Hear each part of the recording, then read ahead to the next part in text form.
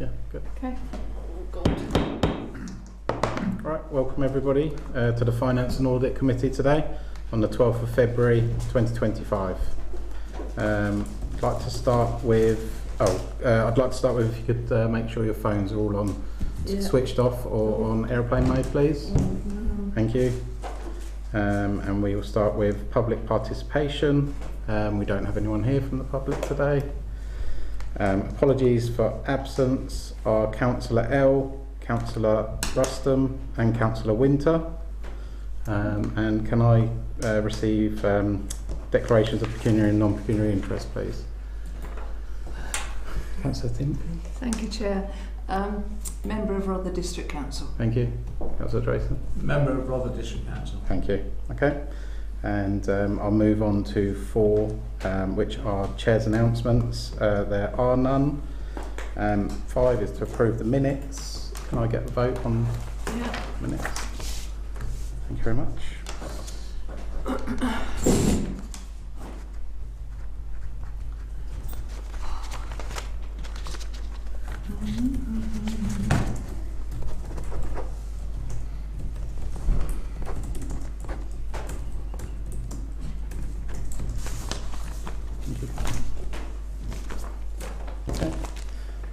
Moving on to 6.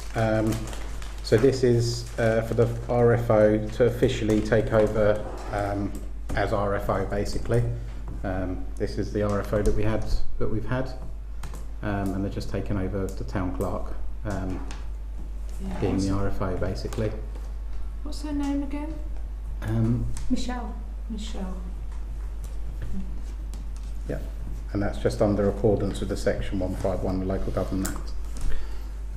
Can I get a vote on that, please? Thank you. Anyone against?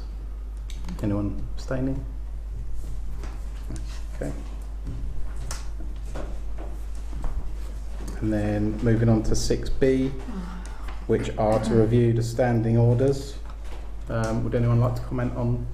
Yes, Councillor Drayson. Thank you, Chair. It's just, I don't know, they're fine as they are because they're the model ones from now, but there's been a couple of situations where and this is no criticism of the clerk, I put in a motion for the council to debate, and quite correctly the clerk said this would be better at a particular committee. But then when we got to that committee, because I'm not a member of that committee, I could not move that motion, and Councillor Plym happily took it for me and moved it. But it seems to me that we should have an ability somewhere that, if that happens, that the actual councillor can come and move the motion to a committee. And I don't know if that can be incorporated. And then secondly, we always have public participation, and councillors who aren't on committees have to sit there and pretend to be members of the public. Is there any way that we could incorporate a non-member of the committee councillor session asking questions? I don't know if they can be included. I'm sure I'm just going to get told, no, we can't. Okay, through you, Chair. Okay, so first of all, the moving of motion of the committee, that's because the full council has delegated certain responsibilities to committees. So the full council can't supersede the delegated powers. So if you've got a motion that is referenced, say, to the toilets has been delegated down to the amenities committee to have the powers to make certain recommendations. So what you would do then is lobby your fellow councillors in order to do that, or you'd ask a question at the end of full council for it to be picked up on a committee agenda. So when we get to the end of full council and it says questions from councillors, you'll see that in the past councillors have said, I've got a question, what's happening with the Pepsham Play Park, can we do this with it? Then I'll answer that question and put it onto the amenities committee. So you've got 2 ways to do it, either get your councillors to do it for you or ask the question at the end of full council, and then it will get divvied around. You're never a member of the public at a council meeting, and we need to establish this, okay, because a lot of times we say, as a member of the public, you're not. So when you come to a council committee as yourself, you are always a councillor. You can't remove your council hat when you're at a council meeting talking about council business. So what the chair should say is, Councillor Drayson's here today to address the committee, and then you use the public participation session to address the committee. So you don't need to have a separate section, it's just you're being addressed as a member of the public when actually you should be addressed as a councillor. Thank you. So hopefully, so that shouldn't, you know, I think as time goes on we'll get better at public participation and saying, oh, Councillor Drayson, step up, you're not a member of the public. Thank you. Yeah. Thank you, Chair. Okay, thank you. I'd just like to support what Councillor Drayson's saying, and I think we might have to put a thinking cap on, because it doesn't sound right, it doesn't feel right to me, if one of my residents came to me with an issue for me to raise, I then create a motion, but I then can't take that motion forward. I have to then lobby to let somebody else, and therefore I would lose a connection with the resident who's raised the issue for me. But it would, So we have got an opportunity to, I know we've got model standing orders, but we can change things to suit, and it has only happened once, to be fair, in 4 years, but it could happen again. So I think if we're all agreeing to not change it, then we have to accept that sometimes residents will come to us and we won't be able to move that forward. We'll have to rely upon the lobbying process, which are allowed to tell Yeah, that wasn't what I was saying. I said you would come to full council and you'd raise it in the questions section. So if you had a query from a resident that was about something that you weren't on the committee of, when you come to full council and it says questions from councillors, you would then say, I've been contacted by a resident about X, Y, Z, please can this council look into it? Then I would then apply that to the committee that it applies to. Alternatively, all correspondence comes through the clerk. So if you hear from a resident that's got a question or a query, if you send it to me, I can respond to them and put it on the relevant agenda as a matter of correspondence, and then that committee can address it as a matter of correspondence. So there'll always be a way for a resident via you to get an item onto an agenda, always. But to respond to that, any one of us as councillors wouldn't be able to potentially see that through. It would be handed to a committee that you may not be on. Correct, because unless you want to be on every committee, because the size of this council, it's impossible to manage every item of business at full council, and that's why you delegate things. If you start to bypass committees and select the items that you as an individual councillor want to go to full council, it's going to cause a lot of disarray, a lot of disjointed decision making, because the amenities committee may be discussing something at length about the toilets, and if you bring something to full council about the toilets that's against that proposal that's already being discussed, that could cause so much confusion. No, I understand. So the delegated is difficult if you're not on every committee, I understand that, but there's always a way for a resident to get an item onto an agenda through you. Thank you. Okay, so before I put to a vote, are there any questions on standing orders, financial regulations, or the terms of reference? Councillor Wilson. I've got a slight minor under terms of reference, page 2, Finance and Audit. Finance and Audit Committee should consist of 6. Okay. It's not 6. Yeah. That was changed, and it's just not been updated because there's so many updates for our clerk to update. So that just needs to be updated to 7. Okay.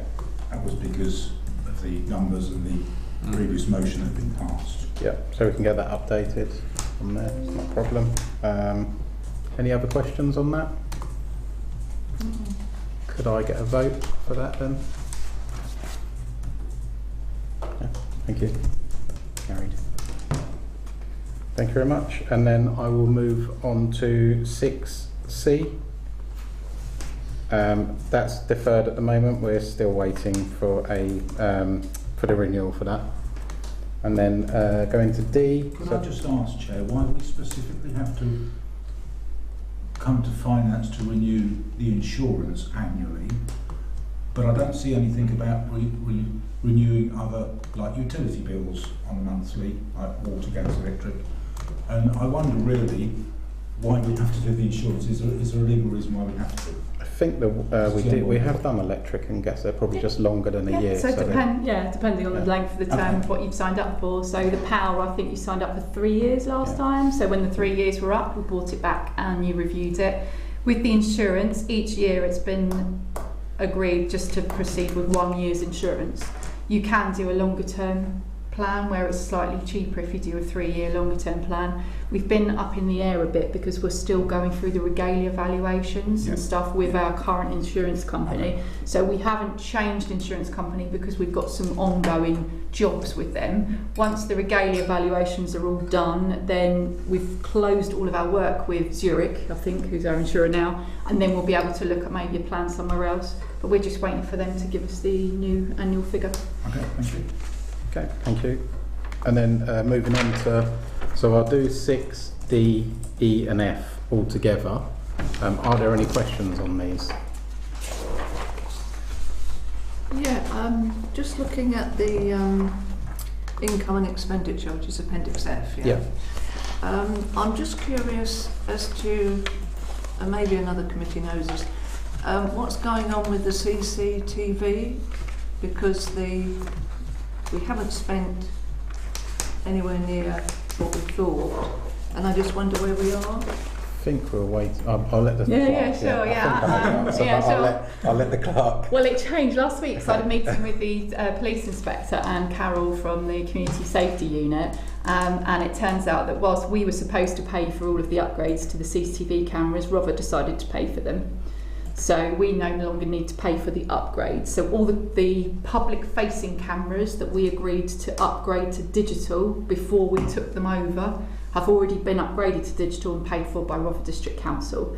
So we'll have an underspend in our CCTV budget. We've still got a couple of bills pending. So we've had the Chromavision bill in for the maintenance and digital stuff. We are still waiting for the electricity, because they've sent us some sort of cross-charging, but it doesn't quite add up. So we've gone back and questioned the electricity bill, and I think there's still a licence bill to come through. So there's still a couple to come through, but it'll be nowhere near what we budgeted for because the costs of upgrade have already been covered. So that means that the underspend, according to standing orders, goes into Reserves. earmarked reserves. Correct. Yeah. Okay. Thank you. Okay. Any other questions, Councillor Drayson? I was just wondering if the clerk's thoughts on, do we need to increase the savings bond, or is the 150 okay? I'm just thinking about what we're going to have left over. It might be for the end of the year question. Yeah, sure. Yeah, I think we discussed this last time. On the 1st of April, I'll get the figure of what's in the bank account, and that'll be how much you've got to allocate. Then we'll start to look to allocate, but we were a little bit hesitant to invest more because if we take these assets on, so we're currently talking about opening all the toilets, taking on the parks and open spaces, then we may need to spend some of that money on those projects. We also are pending the recruitment of 2 town rangers and all of the capital expenditure that goes along with that, like vehicle, tools, etc. So we were a little bit loath to invest anything until we know how much we're spending out on those projects, and then we can work out what's left over. Okay. So the answer was no, it's fine. Yeah, I think for now. Thank you for the explanation. Thank you. Any other questions? I've just got Councillor Wilson. one question I made, Chair. It's very difficult to actually know, and I might be guessing, the actual final cost of the Christmas lights for Central rather than Common and Civic. Because I know there's a bill on the backs payments tonight, but obviously that has to be agreed before it can be processed, and there might be more visibility around it. But in other organisations I've been a part of, normally you would have a closure document detailing the costings associated with it. I don't think we've ever done that before. We just relied upon the income and expenditure to detail it. So I just wondered how close we were to the 54 or 55 that we agreed to spend on it. Yeah. I think I spoke to the clerk about this earlier again, and it will be shown in the April. Okay. I did ask that question. I did ask the same question. So yeah. Okay. All right. Thank you. Okay. Any other questions? Are we happy to put a vote for those? Yeah. Thank you. Yeah. Okay, I'm going to get your autograph Okay. now. So you're doing signatory 1 on each one.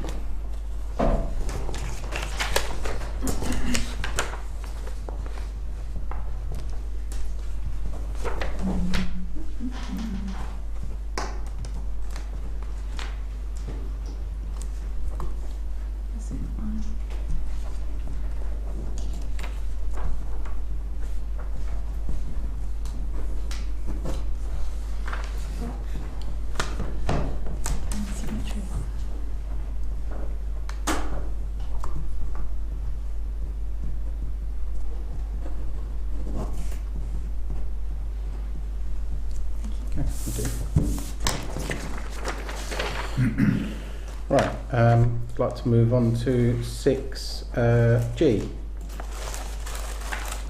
To consider the updated reserves. Have we done that? I think we've done that. No, we haven't, sorry. G is Yeah. variance. G is variance. Report, Yeah.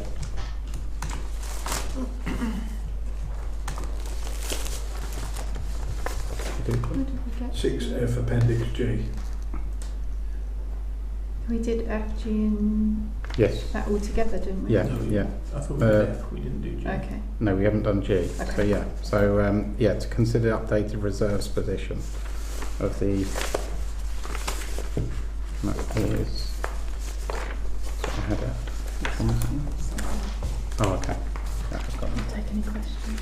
Yeah. Can I take any questions on that? Yeah, If I Councillor may, just Wilson. a couple. Okay. Yeah. I'm still a little bit confused. I've mentioned before about Bexhill Play Park. In earmarked reserves, it shows us 54.7. The total cost of that is a lot more than that. Obviously that's not in earmarked reserves, the balance that we've got to find for that. Yep, so in 322 EMR, Pebsham Play Park, 35,000. 35. Because you have to 18. determine seal separately to any other funding that you So put that's- towards it. So I need to report back to Robert how much of that has been funded by seal, and so that they know what we've spent on infrastructure. And as we know, we've been applying for grants and trying to get some additional money. Yeah. So presumably the difference in that will be up to this committee to decide where that's going to be funded from out of somewhere else. Not necessarily. So if you're going to move reserves, that's normally a job done by full council. So this committee's job is to scrutinise an overview, and then the decision making normally takes place at full council.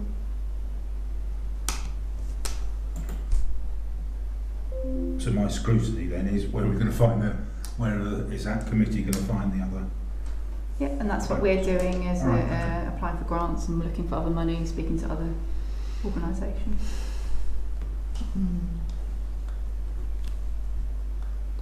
Okay. Are we happy to? Yeah. Councillor Drayton. So, just my brain. Yeah. So line 352, whilst it's shown earmarked reserves, they're not earmarked for anything. They are. I reported this back at the last sorry, meeting. I said there's still money that's unallocated. That's just checking that. So I asked this committee to have a look, because we thought, well, if you've got any recommendations, I could put that forward to full council, but we didn't have any. Yeah. So it's just going to sit there unallocated for now. And then when we get to the 1st of April, maybe we'll have another look and make some recommendations then. Okay. Any other questions on that? Yeah, I do have a recommendation, but can I do that at the end? Do that at the end of the meeting? Do it now? Oh, okay. This wouldn't really sit under grants, because it's for the local Speedwatch group, Bexhill Speedwatch, and they've been trying to get updated equipment. The equipment that the police provide is not as good as it could be. Yeah. And I do know that it's called Unipar 1700 or something. It's a couple of grand or whatever. But for us, for the council, we have to consider, because every year that piece of equipment has to be recalibrated. So we would pay for that, but I don't think that's a huge amount of money. And it just seems to me that as a town council, we should be supporting these volunteers who work really, really hard trying to catch these perpetual speeders, especially along Bexhill-on-Sea Drive and various places.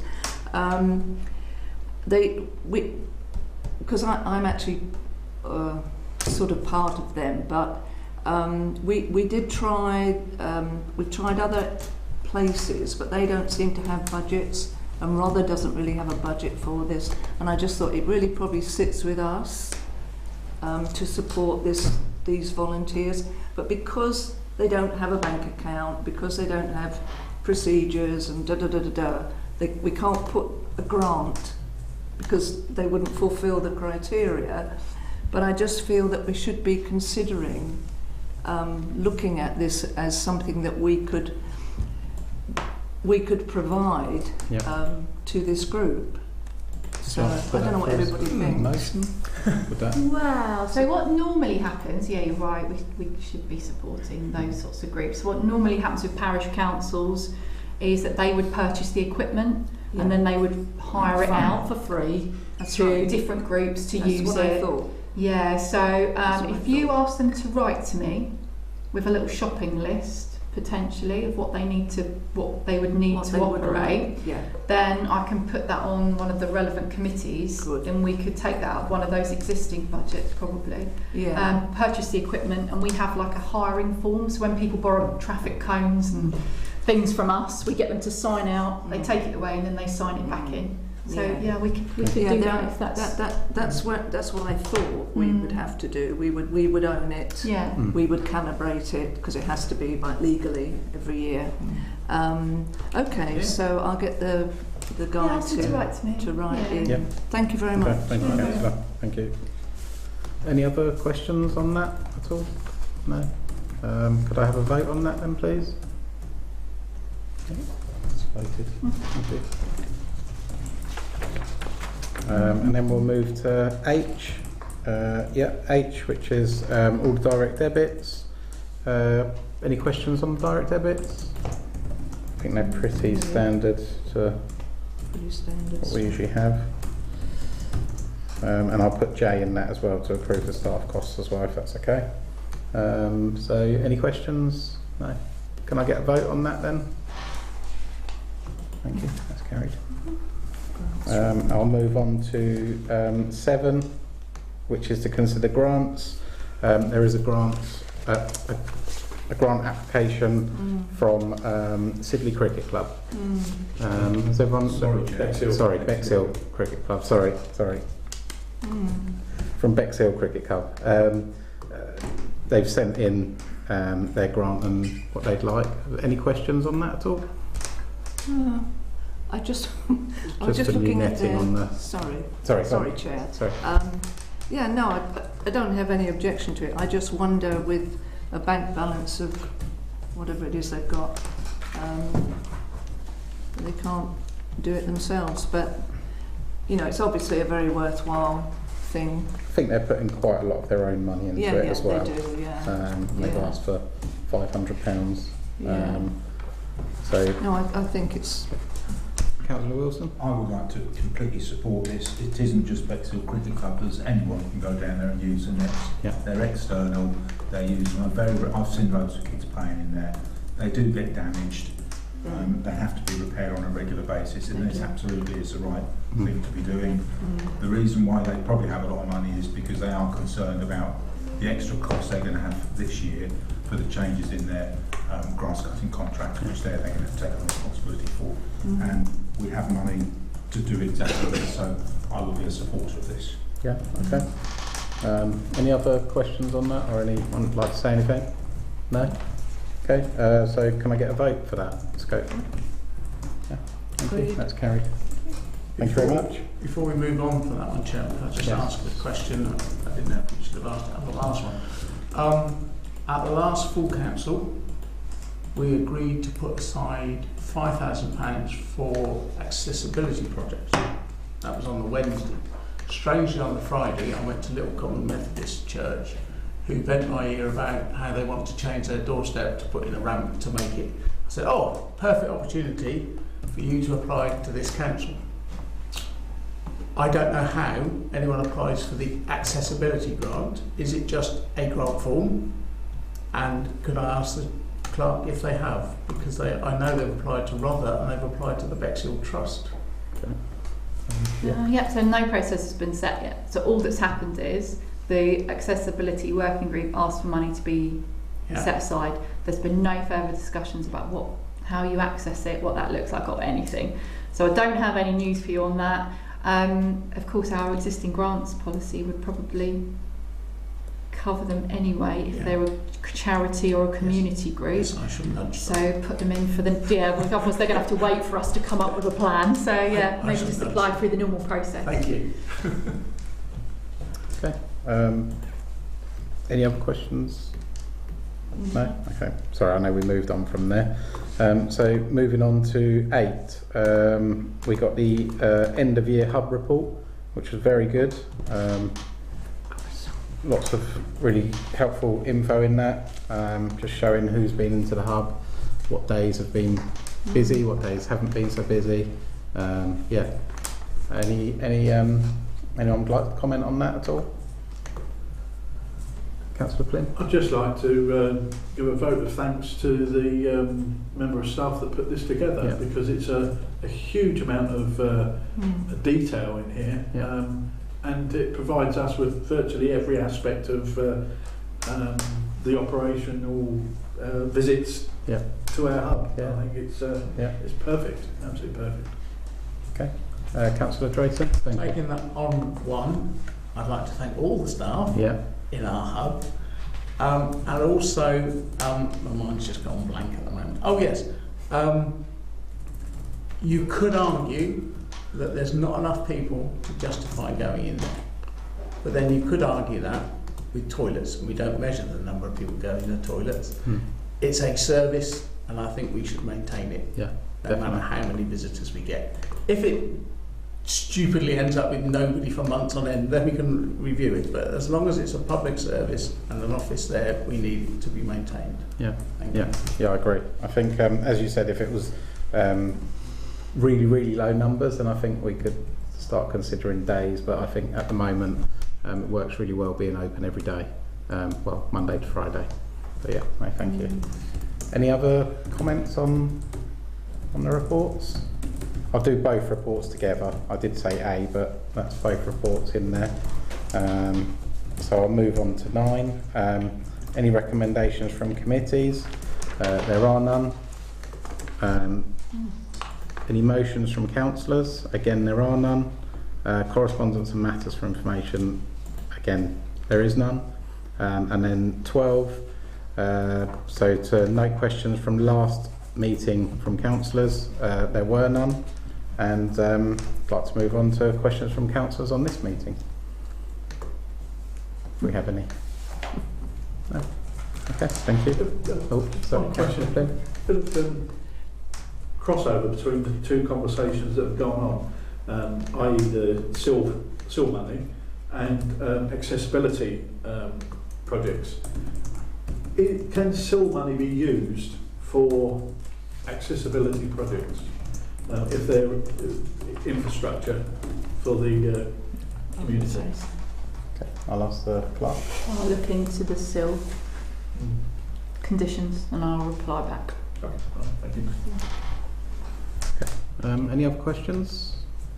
No? Okay. And then move on to 12C, which is to consider any new risks.